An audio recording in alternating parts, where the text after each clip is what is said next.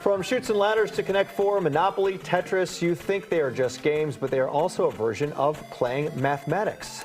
Marcus du Sautoy's new book, Around the World in 80 Games, explains it all, and Marcus joins us now. Marcus, thanks for being with us. Great to be with you. You know, I never thought about it. Is there an element of math in every board game? That's my thesis. Yeah, I think to make a really good board game, you really need to understand the implications of rules. And, you know, maths isn't just about multiplication tables. It's about logic and working out the best way to take advantage of the rules of a game. So, yeah, I think there's a lot of maths and quite interesting maths hiding behind a lot of the games we love to play. Yeah, I mean, there are hundreds, probably thousands of board games. How did you narrow it down to these 80? Well, partly it's my favorite 80, and it's also games that I've encountered as I've traveled the world. I do a lot of traveling for my mathematical research. And one of the things I love doing is when I arrive in a country, finding out what the games are that they love to play, because it's my belief that, you know, tell me the game you play and I'll tell you who you are. It tells you a lot about a person's personality. Oh, really? Okay, so if I tell you that my favorite game is Sorry. You know that one, right?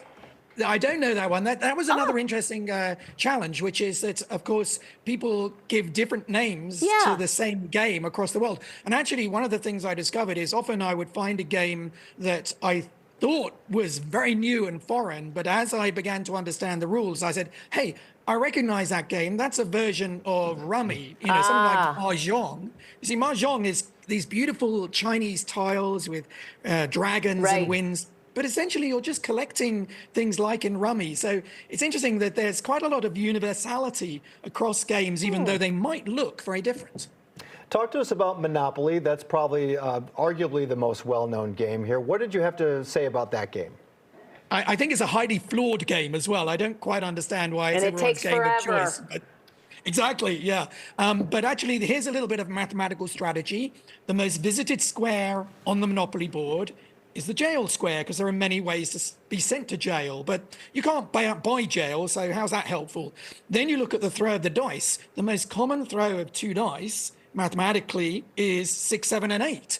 You know, a 2 or a 12 is very rare. So that pushes you into the orange region of properties. So those are the ones you've got to buy, stack them with hotels, and as everyone comes out of jail, you get to bankrupt them. Look at that. That's good strategy. That's interesting. Okay, what is, when I was reading what your favorite game is, I'd never heard of it. Tell people what it is.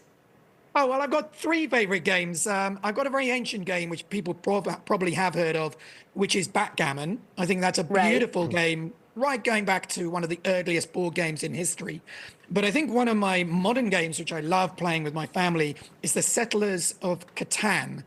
And anyone who's played this will say this is definitely the best game that's been invented in the last few decades. It's a beautiful game where you settle a territory. It's not too aggressive. It's quite gentle. You're trading goods with your fellow players, so there's a lot of communication while you're playing the game. A little bit of chance, a little bit of strategy. I think has the perfect balance to make a beautiful board game for anyone playing with their family, perhaps this holiday period. What's another game that maybe people haven't heard of that you enjoy talking about?